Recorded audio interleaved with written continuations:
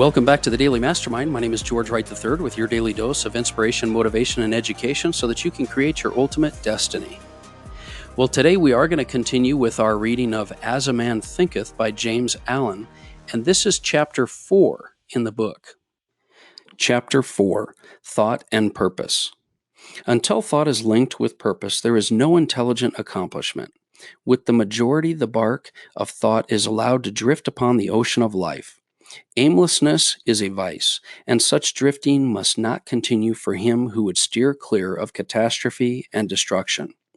They who have no central purpose in their life fall as easy prey to petty worries, fears, troubles, and self-pityings, all of which are indications of weakness, which lead, just as surely as deliberately planned sins, though by a different route, to failure, unhappiness, and loss, for weakness cannot persist in a power-evolving universe. A man should conceive of a legitimate purpose in his heart and set out to accomplish it. He should make this purpose the centralizing point of his thoughts. It may take the form of a spiritual ideal, or it may be a worldly object, according to his nature at the time being. But whichever it is, he should steadily focus his thoughts forces upon the object which he has set before him.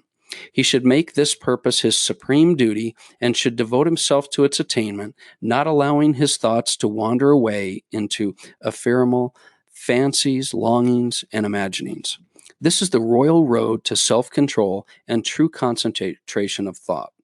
Even if he fails again and again to accomplish his purpose, as he necessarily must until weakness is overcome, the strength of character gained will be a measure of his true success, and this will form a new standing point for future power and triumph.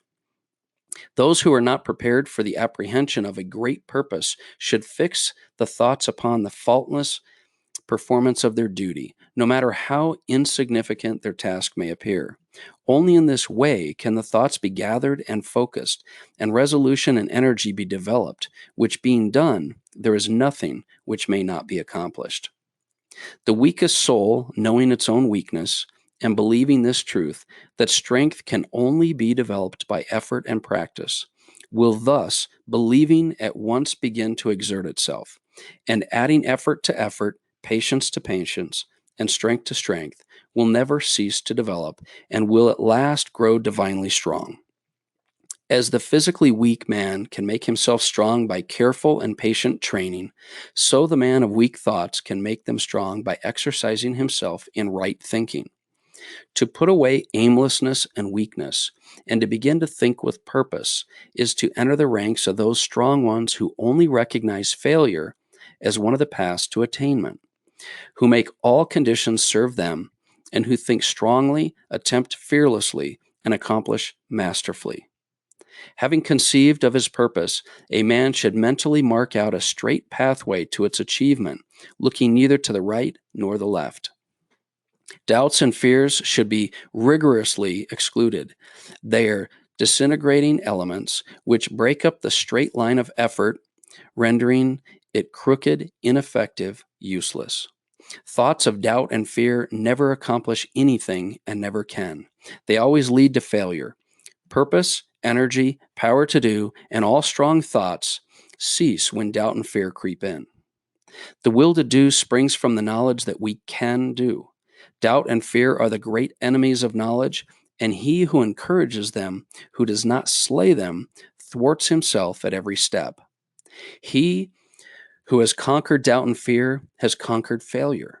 His every thought is allied with power, and all difficulties are bravely met and wisely overcome. His purposes are seasonably planted, and they bloom and bring forth fruit, which does not fall prematurely to the ground. Thought allied fearlessly to purpose becomes creative force.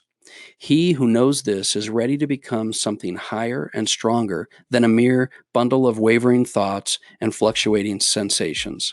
He who does this has become the conscious and intelligent wielder of his mental powers.